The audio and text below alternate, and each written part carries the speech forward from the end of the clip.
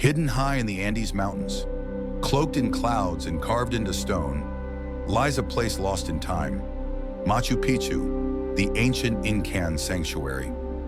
Built over 600 years ago, this city defies gravity, resting on the edge of cliffs, surrounded by sacred peaks. Its exact purpose remains a mystery. Was it a royal estate, a ceremonial site, or something more?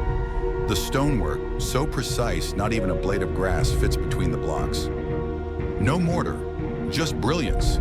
How the Incas built this, without modern tools, is a question that still haunts historians.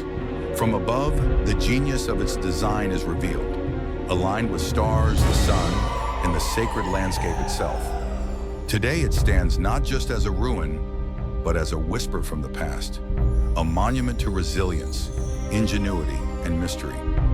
This is Machu Picchu, seen like never before, flying above a wonder the world almost lost.